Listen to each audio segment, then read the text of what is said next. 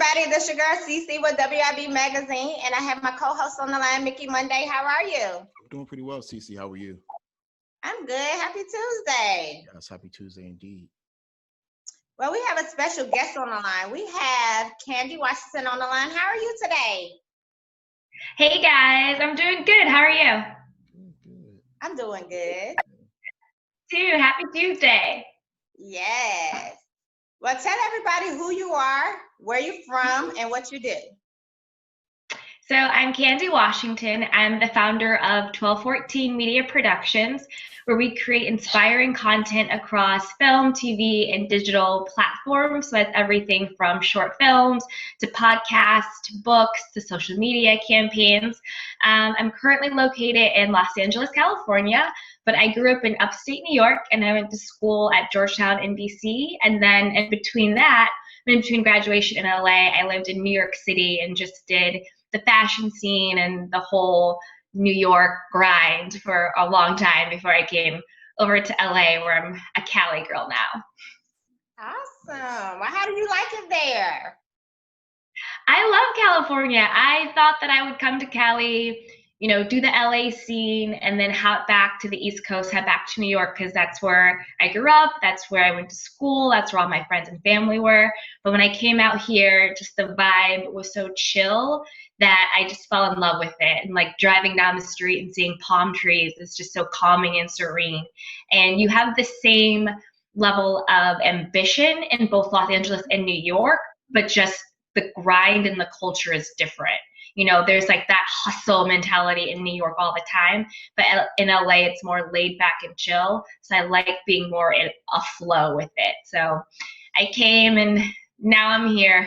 Awesome. I haven't been there yet, but I heard good things about it. But I heard it's really, really busy and expensive. Yes, to both. But come visit. Everything's good. We'll go out. Okay. Well, I wanted to talk about Narcissist. Tell us some more about that.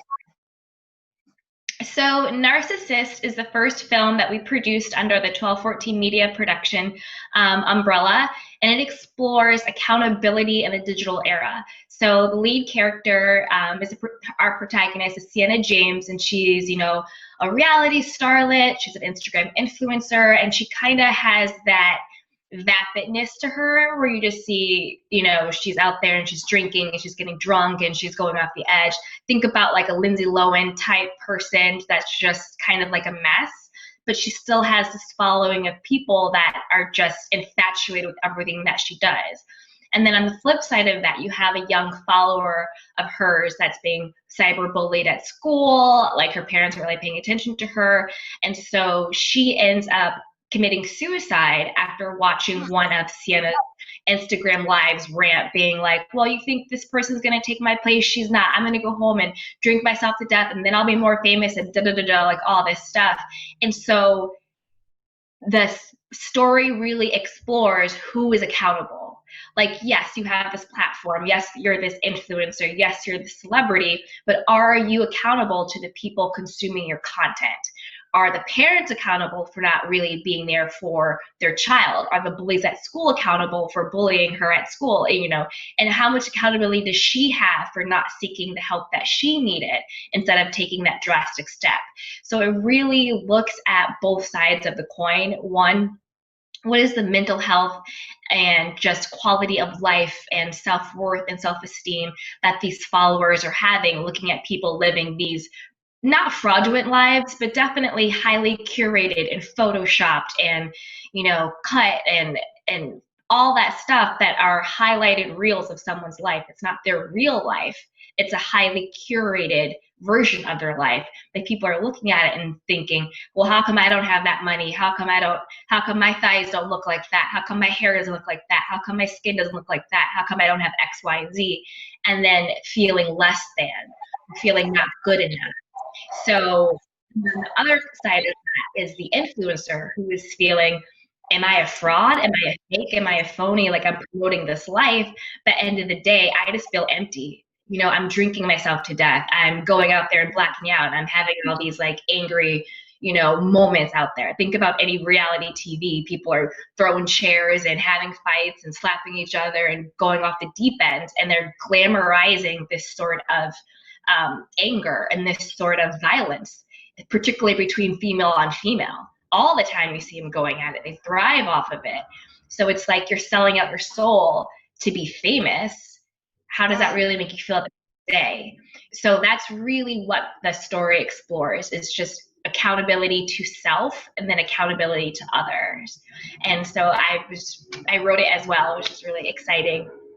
And you can find that now on Amazon Prime Video, and you can also watch it on SoFi TV. And we'll be doing more of that on the road. And congratulations. Yeah. Thank you. Thank you so much. It was definitely a labor of love. I started out more so on camera, so it was nice to be behind the scenes, and I had to really learn the business of it, like making sure like your SAG contracts are together, making sure you have your insurance, making sure you're paying your actors, making sure you have your contracts, making sure your location is secured. And so it was really nice to get that business side of it down, because now that I've done it once, and then getting distribution, getting it to Amazon, getting it accepted, all that stuff. Now that I've done it once, now I have the blueprint to do it again. And so that was really exciting. Like, you did it once, you can do it again, and just keep creating and keep producing and keep promoting. I agree with that. Yeah, I gotta keep doing it. That's definitely a beautiful thing when you, as a creator, you have all these facets that you tend to, and kind of like a jack of all trades, and then you're able to get everything done successfully, and it comes out nice, really well produced. I think that's definitely a great milestone to have under your belt. Yeah, 100%. And to piggyback off of that, it was more of the mentors that I loved in my life and the creators that I really look up to laid out that foundation. Like look at, the Oprahs and the Taraji P. Hensons and the Mindy Kaligs. They all did that. They all started producing on their own, writing on their own, and really making sure that they had ownership of their projects, because that's really the difference between being a talent where you're just in something versus being the actual producer and owner of it. So I really learned that aspect, and also wanting to go out for roles that wasn't just, cute, quirky sidekick, or, like ethically ambiguous girl. I wanted to go for a role that had a backstory, a meaning, an objective story arc, and that really told a story that's really not being told. One, being an influencer of color, you're really not hearing about that at all.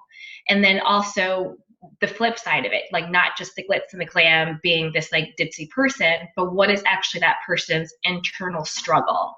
And I really wanted to get that out there. And then, it also talks about accountability.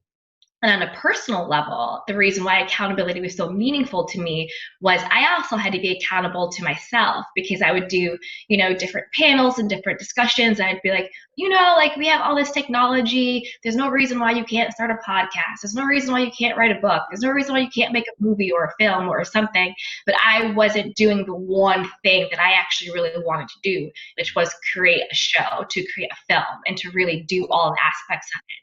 So I had to hold myself accountable. Like, am I walking the walk? It's one thing to talk the talk and get out here and be like, you can do it. Don't let anything hold you back. Don't wait for someone to give you permission. It's another thing to look yourself in the mirror and be like, I'm doing it too. So I had to, hold myself accountable, and that really waved into it. So it's one thing to, be promoting something. It's another thing to be walking in it. Okay, nice. So just kind of keeping on this movie just a little bit, because I watched a little bit of it. I didn't get a chance to watch all of it, but I wanted to know, like, how was it getting into character for your movie, for Narcissist? Yeah, so for me, getting into character, it took, the first thing I wanted to do was to really separate Sienna from myself. Because sometimes when I would talk about the storyline, people would think, oh, you're playing yourself. And it's like, no. Sienna is her own fully formed person. She is her own developed character. So the first thing I did was think about what were the differences between me and what were the differences between her? And then in this third column, I thought, but what are the similarities within the human experience? Because everyone, regardless of who you are, has felt insecure, has felt less than, has projected, has done something they shouldn't be doing. So what I did was I really wanted to separate myself from her, but then I wanted to make sure that I was bringing humanity to her character, because she's, looking for that father figure in her psychologist. She's looking for that validation. She's looking for one person to tell her it's not your fault, because she keeps saying, oh, it's not my fault. It's the paparazzi's fault. It's this person's fault. She's saying it's everybody's fault but her own. And so she's looking to him to say, see, like, right? Like, I'm right. Like, I'm not doing anything wrong. I'm okay. Like, I'm doing everything fine. But then when he flips it and he starts to not agree with her, then she has to come to terms with her own demons. So for me, I thought, well, where were times in my life where I didn't want to, again, it goes back to be accountable for what my actions are and to take ownership in what I was doing in a particular situation, good or bad. So I really wanted to make her her own character and her own self, but keep it rooted in that human experience. So anybody watching it, whether you're on social media, whether you watch reality TV, or you're not even into any of that stuff, you could say, I see myself in her. I understand where she's coming from. And I'm invested in what happens to her. Okay. Wow, yeah, that's you really have to dig deep for that. So yet again, I applaud you for that, because like I said, just based off of what I was watching, I could see some of the characteristics of what you were detailing and with her, kind of pointing out the paparazzi and using that as like a scapegoat. So yeah, that's pretty deep. Yeah. But kind of going back to what you said, I'm sorry, what were you gonna say? Oh, no, go ahead. No, go ahead. Well, just kind of going back to what you said a couple moments ago about, Oprah, Taraji, Minnie Kaling, a lot of women who are in the industry and are, taking that leap of faith and, venturing into something that they initially didn't start in. But I was going to say, who are some of your biggest motivators in the industry aside from those women? Aside from them, I also love, it might not be the popular opinion right now just because of some tweets, but J.K. Rowling, I think, is such an inspiring story. Like, she, I think was on like welfare, living in her car. She had kids and she just kept writing and she kept going and she did not let anyone or person stop her. And she's now built literally $1 billion industry based on her writing. And I think that is such a testament to don't give up, don't stop, and don't let, current circumstances stop you from your future manifestations and your future goals and the future things that you could get, and realize that not, like, this too shall pass, that thing is permanent. So keep going. So I definitely love J.K. Rowling. Obviously, Chadwick Boseman now, like, just hearing that story was just completely heartbreaking, that A, he was battling colon cancer for 4 years, and B, look at how much he gave us, like how much he gave humanity and society in such a short amount of time while going through his own personal struggle. And it's like, look at everything he did. I can't complain today. So it just puts things into perspective. It's like someone is like literally fighting for their lives and they're out there being, this amazing example for so many people, that it's like, what am I really complaining about today? Like, really, like, why am I not getting out there and just like going and getting it? And I saw a video of him talking about how when he was younger and he was in school, he couldn't pay for school. And so he got this, angel scholarship from Denzel Washington, who he had never even met. But was his, his mentor and his hero. And you can see how it just, he paid it forward, during an award ceremony. He's like, there would be no Black Panther without Denzel. So it's like mentorship matters and heroship matters. And I think those examples of those people and what they've gone through is just harrowing and inspiring, and it checks you. It's kind of like those days where you want to complain, you're like, no, get up and go. Like, you're fine. Get after it. Yeah. Okay. Yeah, those all good names that you mentioned. I mean, I could see Yeah. where all you drawn in all that inspiration. Seriously, yeah. It's like I'm single and I have 2 kids. I have no excuse. Like JK or with her children. Like I have no excuse. Right. So you also mentioned about being an entrepreneur, having other ventures, and also a podcast too. So can you tell us more about some of your books? I know one's called The Third. There's Sugar Pills, and then also The Entrepreneur's Guide to Personal Branding. So I kind of did a shorthand version of some of those titles, but if you want to kind of just give us an overview of what the books are about, and what led you to becoming an author and penning some books, because it's not an easy task. So kind of want to just go through that. Definitely not. So what led me to becoming an author is basically what led me to becoming an entrepreneur and a content creator in general, is that I was living in New York and I was working right out of school. I did an internship at Louis Vuitton in their PR department. So I learned all about storytelling through a visual medium. And then after my internship, I worked in PR and marketing just to get that sort of education and experience and knowledge. But on the side, I was blogging, I was going to acting classes, I was auditioning, I was, working in like off Broadway plays and doing like commercials.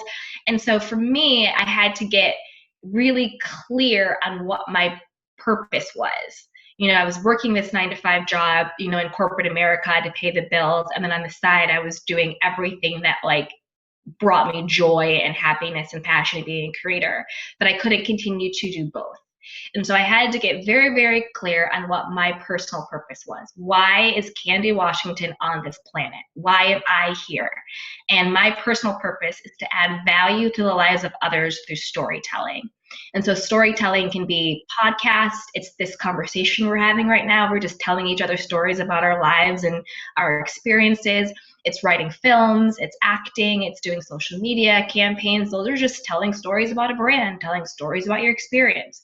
So I got very clear on what my personal purpose was. And that's when I quit my job and moved to LA, and I was like, I'm going to be a content creator. And kind of how it went.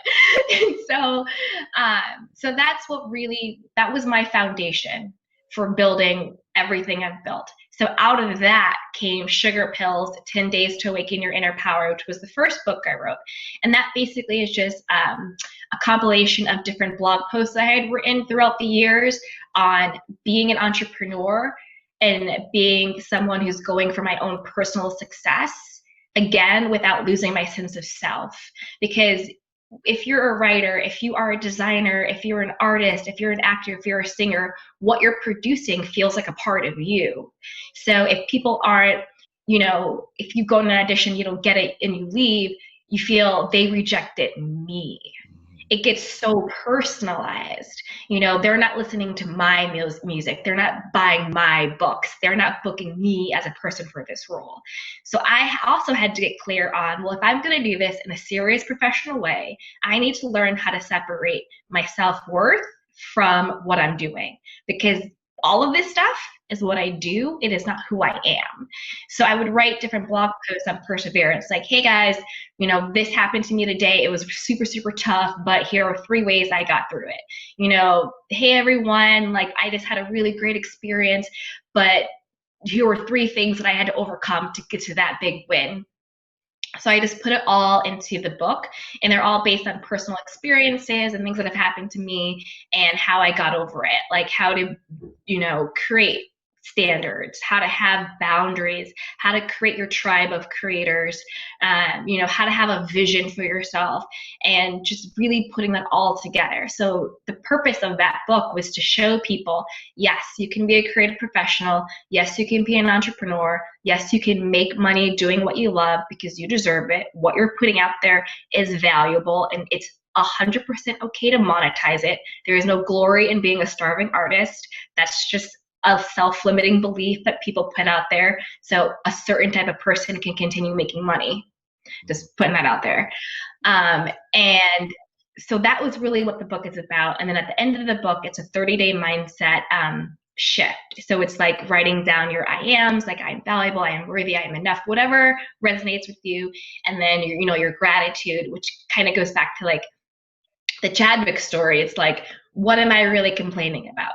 Like what's really in my way right now? So kind of getting that perspective in check so you can get your joy back, because there's no reason to be hustling and going so hard for something and miserable and then get to the end of your life and look back on it and be like, I hated every second of it. I wasn't even happy. What's the point?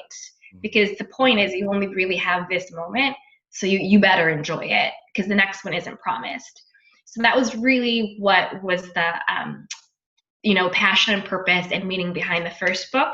And then my second book is The Entrepreneur's Guide to Personal Branding. And that is basically just a super easy beginner's guide template to building a brand. Everything from naming your brand to your color scheme, your tagline, how do you create your ideal customer, what's your messaging, what's your mission statement, what's your vision, and then what's your tone. People don't think about that. Like, you need to have a tone. Is the tone of your brand friendly, informal, personable? Like for me, my brand, it is very friendly. It's a very friendly tone. It's like, I always before I write anything out, I think I'm only talking to my best friend, and that's the tone of my brand. So you read my stuff, it's like you're talking to me like this. So once you have that, both the tangible and the intangible, then how do you actually take those things and then actually apply it and activate it in real life? What does your business card look like? What does your LinkedIn, your website, your email signature, your clothing, the way you carry yourself, the type of speaking engagements, your Instagram, your Facebook? Because it's called the customer journey, right? It's what I call it. So at each touch point, you want someone to know, oh, that's the Candy Washington brand. That's the Candy Washington brand. Think about franchises. You go to a McDonald's, you're in McDonald's. You go to you could go to Germany and you could walk into a Starbucks, you're in a Starbucks. You go to Africa, walk into a Starbucks, you're in a Starbucks. So at every touch point, you want that person to know it is your brand that they are interacting with. So you really want to be clear, and you really want to be consistent across all platforms. And so it really just dives into that. And it's definitely a beginner's guide. Like, you could pick it up and not really know and just work through the worksheets and really have a blueprint to start it. And then I also give some tips at the end of how to make it profitable and how to become an expert. Like, make sure you get, speaking engagements, make sure you're always leading with value, make an e-course, make a book, whatever it is, just some tips on becoming an expert in your space so you can really monetize your content. And it's not about the number of followers you have. It's really about the value that you add. That trumps everything. And then the third book, ironically called The Third. I know, I'm so cheesy. So it's called The Third, and it's called A Story of a Spiritual and Sexual Awakening. And that one is a fictional novella, and it's about the story of a young woman named Minnie Walsh, and she's a copywriter living in LA, and she came from a childhood that was stolen from her. So her mother leaves her family for her father's best friend, and her father sort of collapses. And so she sort of takes on the role of being the mother, and she kind of like really takes care of the father. So she has this sort of distorted relationship that a lot of single parents have with their children, where the children really become parenthesized. They didn't really get to be kids because they were too busy taking care of the adults in the room.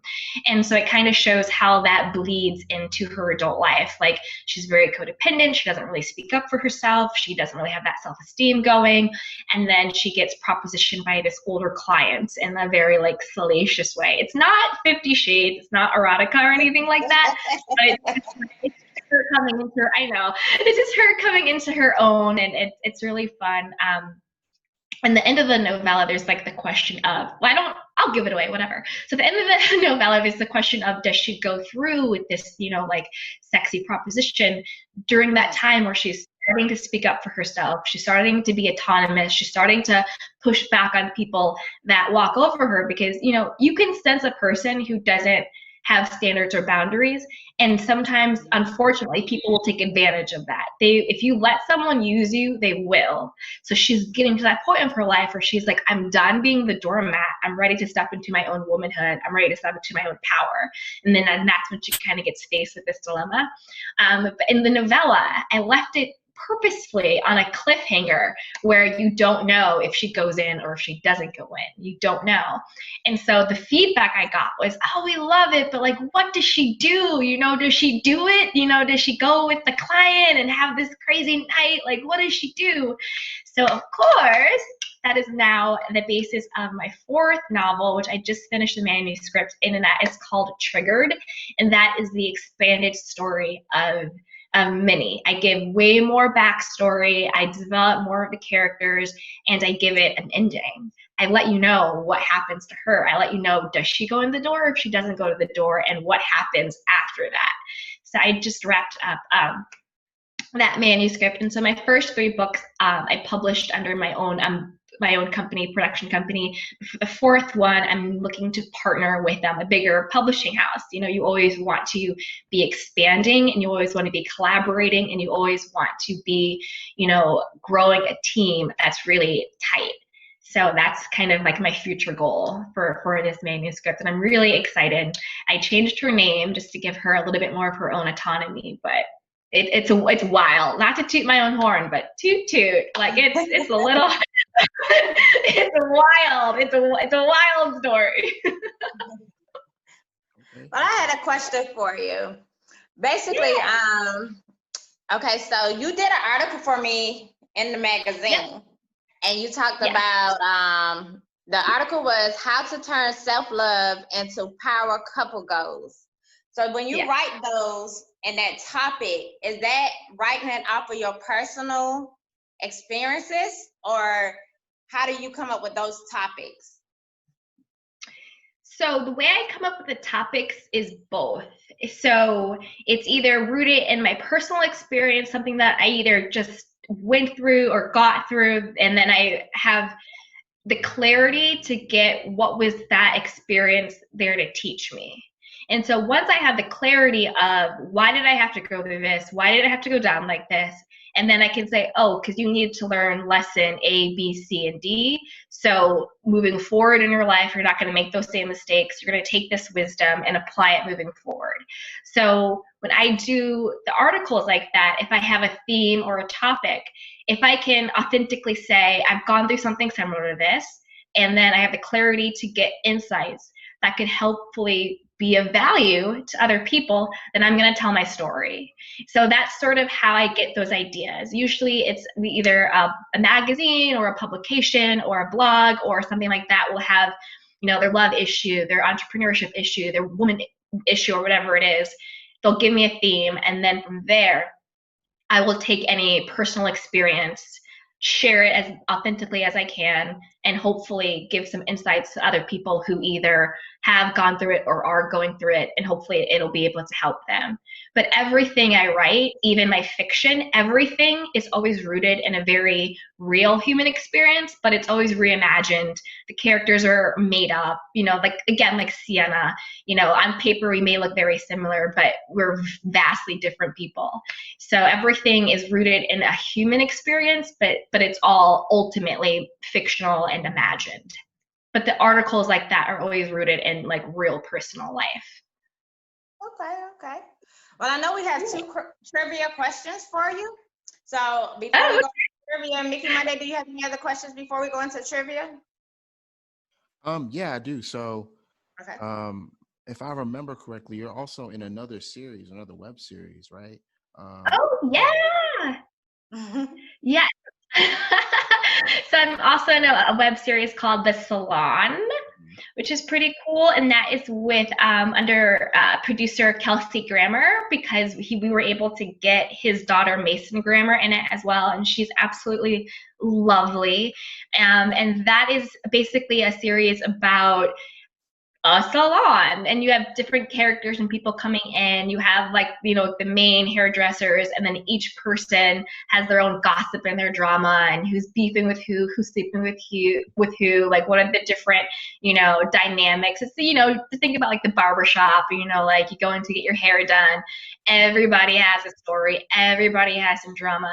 That's kind of what the salon is about, and that's from Roxanne Captor Messina Films. And she actually used to, I think she just started TNT with Ted Turner back in the day. Like she was like such a big deal back in the day, and so it was really nice to be able to work with her and really learn about just her as a woman and the trajectory of her career. So it was great to do that. And I know it's being shopped around now to be bought, but we were just doing the like digital Emmys Awards, Creative Awards promotion for it. Yeah, so that was really fun. And my character is great. My character, she's very young. She's like a very almost like naive girl, and she, you know, does like hosting and like all that fun stuff. But then she has this guy like boyfriend who dumped her via text while she's like on the red carpet trying to do her thing. And so like she goes to the salon and lets it all out. And like the older women are like, girl, let me tell you, my husband did this. So it's like, it's fun. It was such a good community of people. It was a lot of fun. Okay. Well, congrats again. Yeah. Congrats again on all your accomplishments. Thank you so much. Welcome. I was going to ask you really quick, just because like I was trying to do some more digging on it. So it's out though, right? Like you can watch it online, because I just saw the trailer. I didn't check to see if there was any episodes. The salon, it was out during the Emmy promos, and now she's shopping it around to different distributors and buyers. But it'll be back out. Yeah, but during the Emmy sweep week, we all had it out, and you can watch the first season of it on SoFi TV as well. Oh, cool. Yeah. Well, we have our 2 trivia questions. Mine is simple and easy. Yay! So mine is, what is one fun thing you would do this month? And then the second part of it is, what is one goal you will want to accomplish for the month of September? Month? Okay, so one fun thing in September that I want to do is a late night picnic. I think with social distancing, like I don't really want to go to a restaurant per se. I'm still very much doing like quarantine and wearing masks and just really being safe. And I always love picnicking. So like maybe like a late night picnic and get, you know, maybe not candles. I don't want to start a forest fire here in LA, but I don't know, just do something a little sexy, you know, get some wine, you know, get a blanket, get some moonlight going. Yeah, some cheese and crackers. Night under the stars. And then one goal that I want to accomplish by the end of the month. Right now, my main focus is really getting a publisher on board for the expanded version of the third. Like just really getting us a bigger team for that, Sky. That would be like my #1 goal. And then I think on a personal level, sure, maybe to eat less carbs. I've been quarantined every day. I'm like, I deserve this. September is my month, because September is my birthday month. So every September I take the whole month and I just enjoy it. So yeah. Happy birthday. Well, thanks. Mickey Monday, what's your question for today? Yeah, so my trivia question for today is, if you can add a word to the dictionary, what word would you add?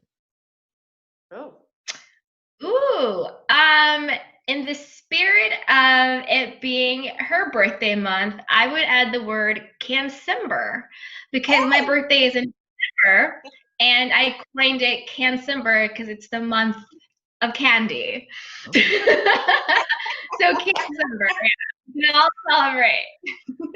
Yeah, awesome. Definitely make it a thing though. So yeah.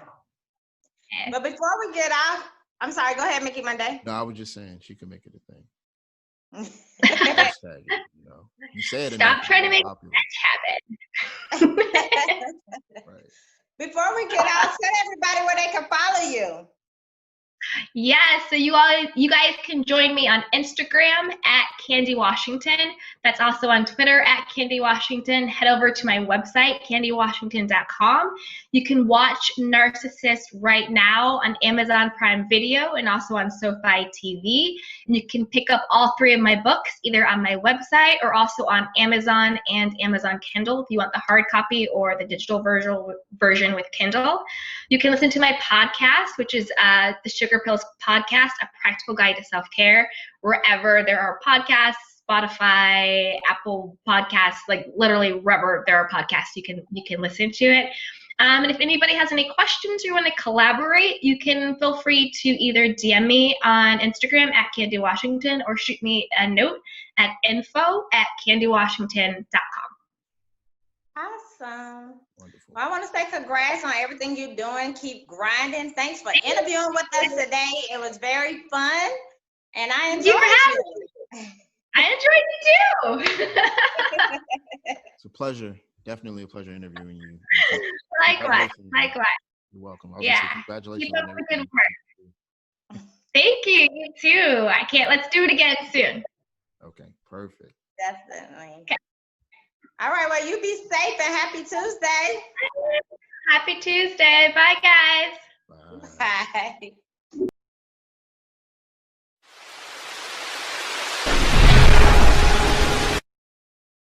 1, 2, 3.